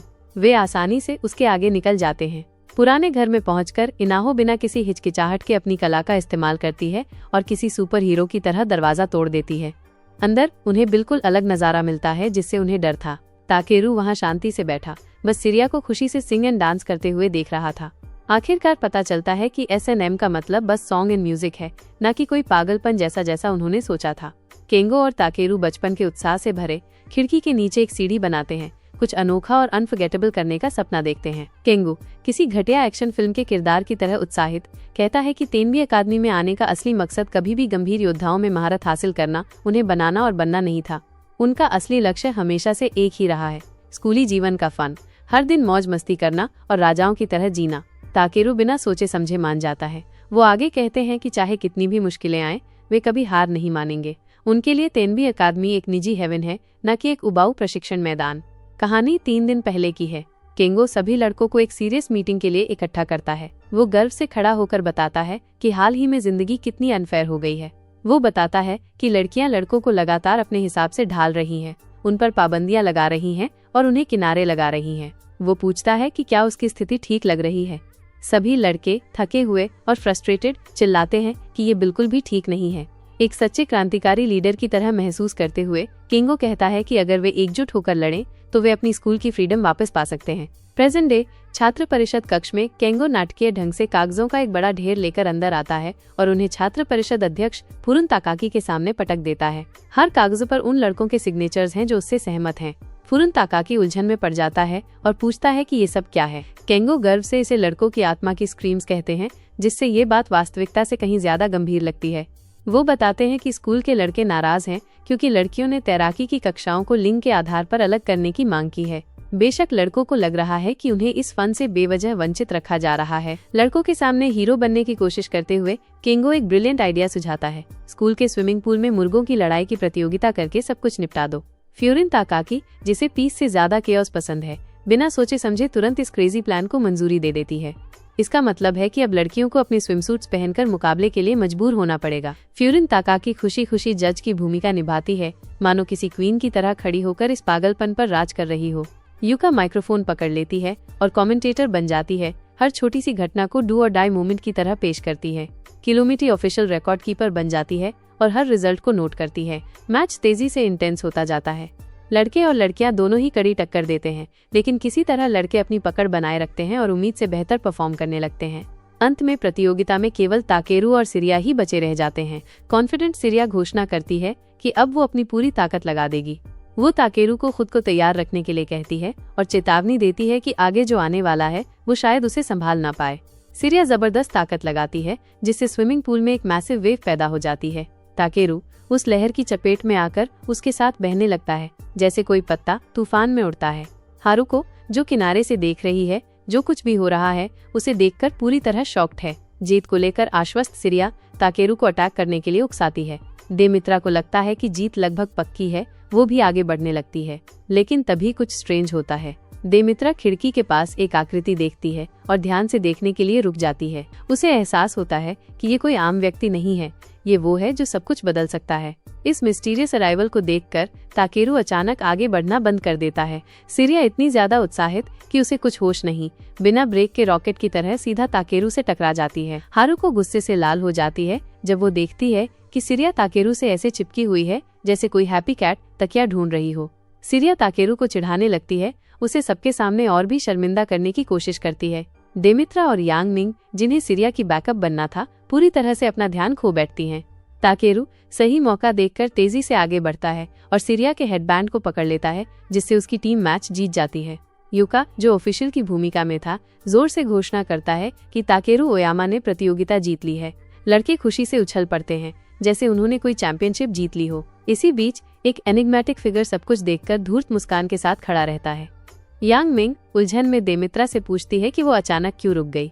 देमित्रा बस इतना कहती है कि जिस फाइनल मेंबर का वे इंतजार कर रहे थे वो आ चुका है और अब वे अपने ट्रू मिशन पर आगे बढ़ सकते हैं। उस दिन बाद में लड़के और लड़कियां अपनी कोएड स्विमिंग क्लास की तैयारी कर रहे होते हैं। ताकेरू और किंगो दोनों ही बेहद एक्साइटेड होते हैं। उन्हें लगता है कि उनकी मेहनत आखिरकार रंग लाई है। वे सभी लड़कियों के साथ तैरने के सपने देखने लगते हैं, मगर रियलिटी चेक बहुत जल्दी मिल जाता है। जब सब पूल पर पहुंचते हैं तो सारी लड़कियां मानो हवा में वैनिश हो चुकी होती हैं। एक भी दिखाई नहीं देती। लड़कों के चेहरे उतर जाते हैं। पता चलता है कि काजीशिरो यूसुया, एक और चलता फिरता डिजास्टर, अपनी माकिन शुमिलियन का इस्तेमाल करता है। अपनी इस पावर से वो सभी लड़कियों को इनविजिबल बना देता है। वो बताता है कि लड़कियों ने उससे ऐसा करने के लिए कहा और वो उन्हें मना नहीं कर सका। केंगो गुस्से से भर जाता है और काजीशिरो को सब कुछ रुइन करने का दोषी ठहराता है। एक बार फिर लड़कों के सपने टूट जाते हैं और लड़कियां उन्हें खाली स्विमिंग पूल के सामने फूल्स की तरह छोड़ देती हैं। अगले दिन ताकेरू और केंगो एक पेड़ के नीचे बैठे पीस का आनंद ले रहे होते हैं। ताकेरू इधर उधर देख रहा होता है कि तभी वो खिड़की के पास एक लड़की को खड़ा देखता है। केंगो जल्दी से स्टूडेंट लिस्ट निकालता है और उसका नाम ढूंढने की कोशिश करता है, मगर वो नाम कहीं नहीं होता। उसी समय फ्यूरिन ताकाकी हारुको से प्राइवेट में बात करती है। वो उसे बताती है कि वीन्स का एक और मेंबर अकेडमी में आ चुका है। वो हारुको से कहती है कि वो जल्द से जल्द उस नए सदस्य को ढूंढ निकाले। इससे पहले कि वे शुरू करें, एक अनएक्सपेक्टेड वॉइस उन्हें चौंका देती है। ताकेरू और केंगो उस लड़की को ढूंढने की कोशिश करते हैं जिसे उन्होंने देखा था, लेकिन तलाश नाकाम हो जाती है। पता चलता है कि वो लड़की पहले ही हारुको के साथ छत पर मौजूद है। वो कोई और नहीं बल्कि मार्था मिनर्वा है, वीन्स की वही नई सदस्य जिसके बारे में फ्यूरिन बात कर रही थी। मार्था हारुको, इनाहो, फ्यूरिन और किमी को अपना इंट्रोडक्शन देती है और थोड़ा सा दिखावा भी करती है कि वो आंखें बंद करके भी अपने आसपास की हर चीज को सेंस कर सकती है। ताकेरू दो छात्रों के पास से गुजरता है जो आपस में एक दूसरे को टीज कर रहे होते हैं। वे हैं ओटोहिमे यामातो, जो अपनी खौफनाक चालों के लिए जानी जाती है, और शू ताचिनामी, जो खुद को कुछ ज्यादा ही कॉन्फिडेंट मानता है। दोनों आपसी झगड़े को सुलझाने के लिए डुएल करने का फैसला करते हैं और ताकेरू को इसमें घसीट लेते हैं। ताकेरू, जिसके पास मना करने का कोई ऑप्शन नहीं होता, लाचार होकर मान जाता है और केंगो से कहता है कि इससे पहले कि चीजें और बिगड़े, किसी को खबर कर दे। शू अपने माकिन का इस्तेमाल करता है, जिसे कास्टो कहते हैं, एक ऐसा ग्लव जो उसके दुश्मनों को एक झटके में अपने पास खींच सकता है। ओटोहिमे अपने माकिन डॉल हाउस का इस्तेमाल करती है, जिससे वो एक वुडू डॉल बनाकर अपने दुश्मनों को पपेट्स की तरह कंट्रोल कर सकती है। लड़ाई जल्द ही इंटेंस शोडाउन में बदल जाती है। शू ताचिनामी पहले हमला करता है और ओटोहिमे को चौंका देता है। कुछ पलों के लिए लगता है कि वो सच में जीत जाएगा। ओटोहिमे हमेशा की तरह अपने एरोगेंट एटीट्यूड के साथ उसे चिढ़ाती है, जिससे शू और भी ज्यादा गुस्से में आ जाता है। अपनी हताशा में शू बिना सोचे समझे फिर से हमला करता है और ठीक उसी वक्त ओटोहिमे के ट्रैप में फंस जाता है। ओटोहिमे बड़ी कुशलता से डॉल हाउस का इस्तेमाल करती है और शू वहीं फंस जाता है, अपनी मांसपेशियों को भी नहीं हिला पाता। ओटोहिमे का जुड़वा भाई गौकेन गर्व से घोषणा करता है कि ओटोहिमे पहले ही विक्ट्री हासिल कर चुकी है। ओटोहिमे सिर्फ जीत से संतुष्ट नहीं होती और किसी चीप विलन की तरह शू का हाथ तोड़ने की कोशिश करने लगती है। ताकेरू, जो अब और नहीं देख सकता, उसे रोकने के लिए तुरंत जंप कर जाता है, लेकिन ओटोहिमे, जो हमेशा एक स्टेप आगे चलती है, जल्दी से ताकेरू को भी ट्रैप कर लेती है और उसे एक पपेट बनाकर अपने डॉल हाउस में रख देती है। उसे ये देखकर हैरानी होती है कि ताकेरू अभी भी उसके मीकन के अंदर हिलने डुलने में कामयाब हो जाता है, जिससे ये साबित होता है कि शायद उसकी स्कैरी ट्रिक्स उतनी पावरफुल नहीं है जितनी वो सोचती है। ताकेरू उसके करीब पहुंचने लगता है, लेकिन ओटोहिमे अपनी गुड़िया को जोर से स्क्वीज करती है, उसे क्रश करने की कोशिश करती है इससे पहले कि वो पास आ सके। उसी वल्नरेबल मोमेंट में मार्था मिनर्वा वहां आ जाती है और तभी ओटोहिमे की मीकन पावर अचानक बंद हो जाती है, जैसे किसी ने उसकी डार्क मैजिक का प्लग ही निकाल दिया हो। अकाया भी वहां पहुंच जाता है और साफ लगता है कि वो ओटोहिमे को अच्छी तरह जानता है। पता चलता है कि ओटोहिमे कोई ऑर्डिनरी ट्रबल मेकर नहीं, बल्कि कामिगरी के लीडर ओकन की पोती है। ओटोहिमे पीछे हटने का फैसला करती है और अपनी जुड़वा बहन होकन के साथ उस एरिया से चली जाती है। मार्था मिनेर्वा फिर शू ताचेनामी को प्राइमरी ट्रीटमेंट देती है, जो अभी भी अपनी भयानक हार से उबर रहा है, और फिर ताकेरू से अपना इंट्रोडक्शन देती है। अगले दिन फुरुंचाकाकी ताकेरू को उसके पिछली फाइट के दौरान के बिहेवियर पर एक इम्पोर्टेंट कॉन्वर्सेशन के लिए बुलाता है। हमेशा स्ट्रिक्ट और शार्प माइंडेड फुरुंचाकाकी उसे याद दिलाती है कि उसने अब तक अपनी एलिमेंट्री एग्जाम पास नहीं की है। वो साफ कहती है कि अगर वो अगली बार फेल हुआ तो बिना कोई दूसरा चांस दिए उसे केनकेबू से बाहर निकाल दिया जाएगा। उसी दोपहर बाद मार्था मिनर्वा एक इंटरेस्टिंग सजेशन लेकर आती है। वो प्रपोज करती है कि ताकेरू को अपनी एलिमेंट पर पूरी तरह कंट्रोल पाने के लिए एक डीप नाइट प्रैक्टिस सेशन करना चाहिए। मार्था हेरुको, इनाहो और कोडामा के साथ डॉर्म रूम में एक स्लम्बर पार्टी होस्ट करती है, जिससे शाम का माहौल लाइट और नॉइजी हो जाता है। इस बीच बेचारा ताकेरू केंगो के साथ टेम्पल की तरफ निकल पड़ता है, जहां वो सीरियसली ट्रेनिंग शुरू करते हैं। ताकेरू रात भर यही ड्रिल बार बार रिपीट करता है, हार मानने को तैयार नहीं। घंटों की कोशिशों और फेलियर के बाद आखिरकार उसे सही फॉर्मूला मिल जाता है और वो अपनी एलिमेंटल पावर को कंट्रोल करना सीख जाता है। पास ही केंगो को एक अजीब सा मार्क दिखता है। एक पेड़ पर बना वो निशान ठीक वैसा ही है जैसा ताकेरू की चेस्ट पर बना हुआ है। केंगो पूछता है कि क्या ये निशान ताकेरू ने बनाया है, लेकिन ताकेरू को सच में नहीं पता कि उसने बनाया है या नहीं। वहीं कुछ दूरी पर हिमिगामी सारी सिचुएशन पर नजर रख रही होती है, लेकिन जल्दी ही उसे एहसास होता है कि वो अकेली नहीं है। मार्था मिनर्वा हमेशा की तरह शैडोज से उन पर नजर रख रही होती है। मार्था खुद सामने आती है और हिमिगामी तब चौंक जाती है जब वो देखती है कि मार्था उसकी शिकिगामी और यहाँ तक कि हिडन स्पेल्स को भी देख सकती है। मार्था कामली एक्सप्लेन करती है कि उनका मिशन हिमिगामी को अमनोहारा की सील तोड़ने से पहले पकड़ना है। कागिजुची पहले अटैक करने की कोशिश करता है, लेकिन मार्था आसानी से डॉज कर जाती है, जिससे वो एक रुकी जैसा लगता है। इकाजुची फिर कोशिश करता है, लेकिन उतनी ही बैडली फेल हो जाता है। अब हिमिगामी खुद सीरियसली फाइट करने के लिए तैयार हो जाती है, ये जानकर कि मार्था को लाइटली लेना उसकी सबसे बड़ी मिस्टेक हो सकती है। लेकिन मार्था शांति से कहती है कि आज उसका फाइट करने का कोई प्लान नहीं है। वो बताती है कि फिलहाल उनका काम 10B के स्टूडेंट्स पर नजर रखना है। उन स्टूडेंट्स में से एक है ताकेरू, जो हिमिगामी जैसी ही स्पिरिचुअल वेव्स छोड़ता है। मार्था हिंट देती है कि ताकेरू को भी एक दिन कामिगरी ले जा सकती है, लेकिन अभी नहीं। अगला दिन आता है और साथ में गुड न्यूज भी। ताकेरू आखिरकार अपनी एलिमेंट एग्जाम पास कर लेता है, केनकेबू में अपनी जगह बचा लेता है और फिलहाल के लिए एक और डिजास्टर से बच जाता है। कुछ दिन बाद ताकेरू को अपने मीकन के बारे में बात करने के लिए प्रिंसिपल के ऑफिस बुलाया जाता है। जैन और माइनरी ताकेरू को उसके मीकन की रियलिटी बताते हैं। वो बताते हैं कि ताकेरू का मीकन, जिसे ओवरब्लो कहते हैं, बाकी से अलग है। ये नॉर्मल अटैक की तरह बाहर से असर नहीं करता, बल्कि अंदर से काम करता है। ओवरब्लो में ओपोनेंट के मीकन को अंदर से डिस्टर्ब करने की एबिलिटी है, जिससे वो लूज कंट्रोल कर देता है और पूरी तरह पावरलेस हो जाता है। लेकिन इसमें एक कैच है, ये तभी काम करता है जब अपोनेंट एक्टिवली अपने मीकन का यूज कर रहा हो। इसके बिना ताकेरू की स्पेशल एबिलिटी यूजलेस बन जाती है।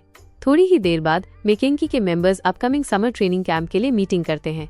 फुरुंटाकाकी बिल्कुल ब्लंट तरीके से कहता है कि फाइनेंशियल क्राइसिस की वजह से सबको अपनी पॉकेट से कैंप का खर्च उठाना होगा।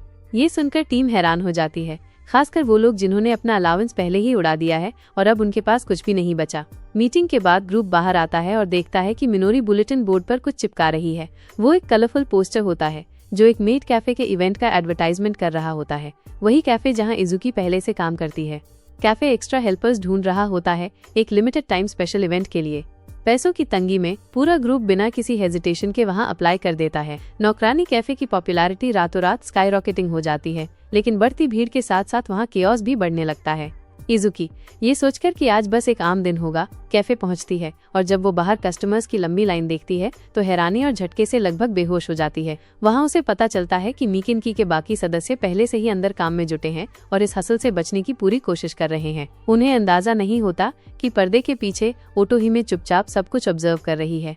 ओटोहिमे जो हमेशा कुछ न कुछ स्कीम करती रहती है, इस अफरा तफरी के बीच एक सीक्रेट ड्रग ट्रायल करने की योजना बना रही होती है। उसका एक और मकसद होता है, वो ताकेरू की असली स्ट्रेंथ को बिना बताए परखना चाहती है। इसी रश के दौरान ताकेरू को एक दिलचस्प बात पता चलती है। मिनोरी, जेन और अकी ये तीनों हाई स्कूल से ही गहरे दोस्त रहे हैं और शायद इसी वजह से आज भी वो एक शरारती गैंग की तरह बर्ताव करते हैं। मेड कैफे में लगातार ऑर्डर्स आ रहे होते हैं, जिससे माहौल पूरी तरह से शोरगुल और पैनिक में बदल जाता है। इनाहो मदद करने की कोशिश में गलती से अंदर जाते हुए फ्यूरिन और युका से टकरा जाती है। ताकेरू इनाहो को परेशान देखकर तुरंत उसके पास जाता है और उसे कंफर्ट करने की कोशिश करता है, जबकि पूरा कैफे एक बम की तरह फटने को होता है। इस बीच चाचा जो जोकर बनने का कोई मौका नहीं छोड़ते, दूध को लेकर एक अजीब गैग कर देते हैं। हारुको जो इस माहौल में बिल्कुल भी सहज नहीं होती, गुस्से में कैफे से बाहर निकल जाती है। लेकिन कहानी यहाँ से एक डेंजरस मोड़ लेती है।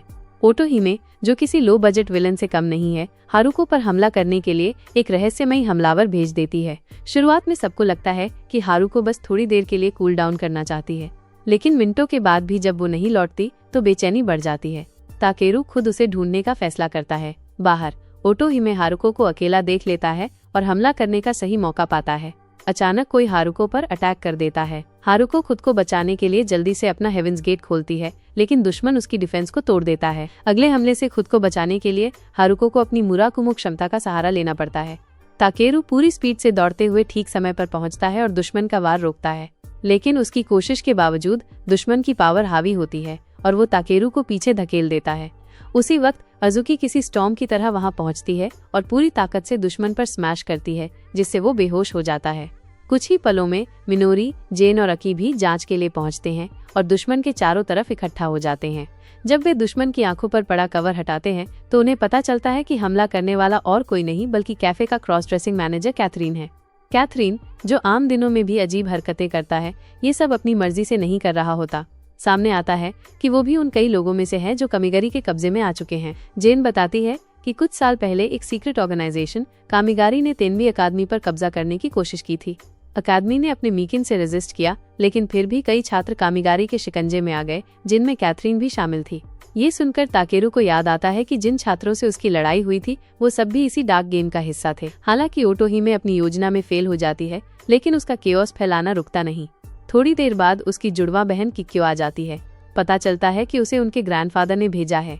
बाकियों के विपरीत किक्यो ओटोहिमे की ट्विस्टेड ड्रीम्स का समर्थन करती दिखती है, जिससे साफ होता है कि तेनबी अकेडमी की ट्रबल अभी खत्म नहीं हुई है।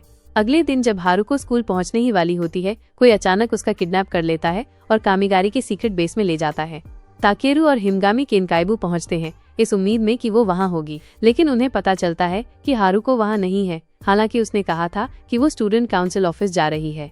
उन्हें कुछ गड़बड़ लगती है और वे दोनों उसे ढूंढने का फैसला करते हैं। हिमगामी जोर देता है कि किसी और को खबर ना दी जाए ताकि कोई पैनिक ना हो। इस बीच हारुको एक अजीब सी जगह में आंखें खोलती है। वहां ओटोहिमे खड़ा है, लेकिन अब वो अपने ही मिकिन के कंट्रोल में है। दूसरी ओर ताकेरू इनाहो से टकरा जाता है। इनाहो उसे एक प्रोटेक्टिव चार्म देती है। हाल ही में जो कुछ भी हुआ उसे लेकर वो चिंतित रहती है। वो कहती है कि हालांकि उसका काम ताकेरू की सेफ्टी है, फिर भी वो हमेशा उसके साथ नहीं रह सकती। दूर जेन को वो पुराने दिन याद आते हैं जब वो युवा मिकिन यूजर्स थे और कैसे ताकेरू के पिता हमेशा उनके साथ खड़े रहते थे। जेन और मिनोरी दोनों परेशान हैं कि इतने सालों बाद भी मिकिन ग्रुप को अभी भी कामिगारी से लड़ना पड़ रहा है।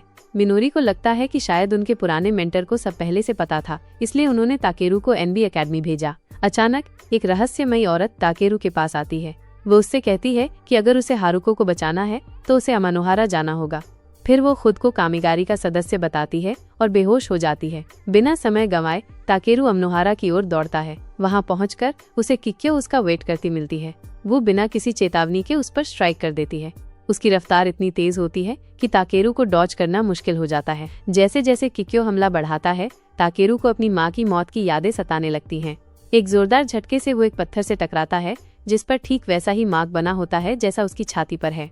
उसे अपनी माँ की वो बात याद आती है, सच्ची ताकत दूसरों की रक्षा करने में होती है। वो भावना उसके अंदर उबाल बनकर फूट पड़ती है और एक बर्स्ट ऑफ ऑरा निकलती है जो जमीन को हिला देती है। उसकी यही प्रोटेक्टिव इमोशन अमनोहारा को चमका देती है, लेकिन इसी के साथ वो किसी डार्क फोर्स को भी जगा देता है। यामादा नो ओरोची की स्पिरिट जागने लगती है। नक्काशी का निशान काली ऊर्जा से चमकने लगता है और वही सभी निशानों के साथ भी होता है। हिमगामी पेड़ से वो ही ग्लोइंग मार्क देखता है और तुरंत नोजिकी को अमनोहारा की ओर जाने का आदेश देता है ताकि सच्चाई पता चल सके। वहाँ ताकेरू अमनोहारा से निकल रही रॉ एलिमेंटल एनर्जी को अब्सॉर्ब करने लगता है। किक्यो, जो इस सीन पर नजर रख रहा है, तुरंत अंदाजा लगा लेता है कि ये उसके अंदर अवेकन हो रही secret demon Yamata no Orochi की मेलेवलेंट एनर्जी हो सकती है। जल्द ही ताकेरू अपनी सेंसेस पर पूरा कंट्रोल खो देता है। वो बड़ी चट्टान को छोड़कर तेनबी अकादमी की ओर वापस चल पड़ता है। रास्ते में उसकी मुलाकात नाज़ोची से होती है, लेकिन वो अब किसी को भी फ्रेंड या एनिमी नहीं पहचानता। इसी बीच कामिगुरे बेस पर वापस आकर ओटोहिमे अपने भाई गौकेन यामातो को अपनी असली विकेट प्लान्स बताती है। वो बताती है कि मेकिनकी पर कब्जा करने की कामिग्यूर की योजना ताकेरू को उसकी अनकंट्रोलेबल हालत में पूरी तरह से चाहती है और अंततः तेनबी अकादमी को डिस्ट्रॉय कर देती है। ओटोहिमे खुद को किसी इविल मास्टरमाइंड की तरह समझकर खुश होती है, ये सोचे बिना कि ताकेरू के साथ मैनिपुलेशन शायद ऐसा उल्टा रिजल्ट दे सकता है जिसकी वो कभी कल्पना भी नहीं कर सकती। स्कूल के मैदान में पैनिक फैल जाती है क्योंकि ताकेरू यामादा नो ओरोची की स्पिरिट के कंट्रोल में अपीयर होता है। सभी लड़कियां स्टन्ड और टेरिफाइड हैं। तभी बिना किसी वार्निंग के ताकेरू उन पर अटैक कर देता है। हिमिगामी और नोजुकी लड़कियों को बचाने के लिए दौड़ पड़ते हैं, लेकिन मैडनेस में डूबा ताकेरू उन्हें भी टारगेट बना लेता है। इन द केओस केंगो, योरुची, किमी और चाका भी काउंटर अटैक में कूद पड़ते हैं और अपने दोस्त को और गहरे डार्कनेस में जाने से रोकते हैं। ओटोहिमे एक कावर्ड की तरह सेफ डिस्टेंस से छिपकर देख रही होती है और ताकेरू द्वारा फैलाई गई डिस्ट्रक्शन से शॉक्ड है। हारुको, जो फंसी हुई है लेकिन हेल्पलेस नहीं, कामिगारी को उनकी कावर्डिस के लिए फटकारती है और एक्सपोज करती है कि कैसे वो शर्मनाक तरीके से ताकेरू जैसे इनोसेंट लोगों की पावर्स का मिसयूज करते हैं। इसके तुरंत बाद वीन्स के मेंबर हारुको को रेस्क्यू करने के लिए पहुंचते हैं। वो उसे खतरे के जोन से बाहर निकालने के लिए एक डायमेंशनल गेट बनाते हैं और ताकेरू को कंट्रोल करने का मेथड भी खोजते हैं। ओटोहिमे उन्हें रोकने की कोशिश करती है, लेकिन अकाई प्रकट होती है और उसे सुपीरियर अथॉरिटीज के ओरिजिनल ऑर्डर्स याद दिलाती है। कोई रास्ता ना देख ओटोहिमे और उसका ग्रुप पीछे हटने पर मजबूर हो जाता है और एक बार फिर अपने अधूरे मिशन को छोड़कर भाग जाता है। एरेरू और रिरू की पावर्स और उनके जिंगू, जिसे टाइम/स्पेस कहते हैं, की बदौलत हारुको तुरंत स्कूल प्रांगण में टेलीपोर्ट हो जाती है। इस बीच ताकेरू लगातार और ज्यादा एलिमेंटल एनर्जी अब्सॉर्ब करता जा रहा है। बाकी लोग और भी ज्यादा फियर महसूस करते हैं, ये सोचकर कि इतना ज्यादा बर्डन उसका बॉडी शायद हैंडल ना पाए। अचानक उनके ऊपर एक गेट खुलता है और हारुको बाहर गिरती है और उसका मकिन मुराकुमो उसके हाथ में है। हारुको को सेफ देखकर सभी रिलीव महसूस करते हैं। ताकेरू हारुको को देखते ही अटैक करता है, लेकिन हारुको अपनी जगह से हटती नहीं है और उसका सामना करती है। फिर वो मुराकुमो की पावर का इस्तेमाल करके डार्कनेस के इन्फ्लुएंस को शैटर कर देती है और ताकेरू को यामादा नो ओरोची के कंट्रोल से फ्री कर देती है। ताकेरू को होश में आते देख हारुको के आंसू थम नहीं पाते। जैसे ही सब कुछ नॉर्मल होने लगता है, केक्यो फिर से अपीयर होती है, इस बार अपने डिसाइपल्स को लेकर। वो बोल्ड तरीके से ताकेरू को सीक्रेट ऑर्गेनाइजेशन कामिगारी में रिक्रूट करने की कोशिश करती है, ये क्लेम करते हुए कि उसकी पावर से वो एक दिन तेनबी अकादमी को आसानी से कॉन्कर कर सकते हैं। ताकेरू बिना सोच विचार के उसके प्रपोजल को रिजेक्ट कर देता है। इस बीच फुरिन, यूका और मिकिनकी के बाकी मेंबर्स चुपचाप खड़े होकर स्पेक्टेटर्स बनने से मना कर देते हैं। वो केक्यो पर अटैक करते हैं, ये समझते हुए कि उसकी टीम अभी मिकिनकाई से लड़ने के लिए टू वीक है। केक्यो पीछे हटने का निर्णय लेती है। जाने से पहले वो एक लास्ट ड्रामेटिक लाइन बोलती है, वो ताकेरू को कभी नहीं भूलेगी। सारी डस्ट सेटल हो जाती है और मिकिन काई के सदस्य अपनी डेली लाइव्स में लौट जाते हैं। स्कूल फिर से अपने पुराने केओटिक, नॉइजी और एनर्जेटिक रूप में लौट आता है, लेकिन तेनबी अकादमी के छात्रों के लिए ये अब भी बेस्ट पॉसिबल होम है जो उन्हें कभी मिल सकता था। और आज के लिए बस इतना ही। अराजकता और भ्रम के अगले एपिसोड को मिस न करने के लिए सब्सक्राइब जरूर करें। अगर आपको ताकेरू को उन चीजों से बचते हुए देखना अच्छा लगा जिनके लिए उसने कभी साइन अप नहीं किया था, तो लाइक करें। कमेंट करके बताएं कि क्या आपको लगता है कि ताकेरू का दिन कभी नॉर्मल हो पाएगा या वो हमेशा के लिए कर्स्ड रहेगा। और इसी के साथ आज की कहानी यही खत्म होती है। अगर आपको ताकेरू की ये अनप्रिडिक्टेबल जर्नी पसंद आई तो वीडियो को लाइक करो और अपने थॉट्स कमेंट में बताओ। मैं भी अब से ऐसे हाई धमाकेदार एनिमे रिकैप्स के साथ इस चैनल पर न्यू वीडियोस लेके आती रहूंगी, तो चैनल को सब्सक्राइब जरूर करो ताकि कोई भी नया एपिसोड मिस ना हो। बेल आइकन दबाओ और चलो मिलते हैं अगले एपिक ट्विस्ट के साथ। Thanks for watching.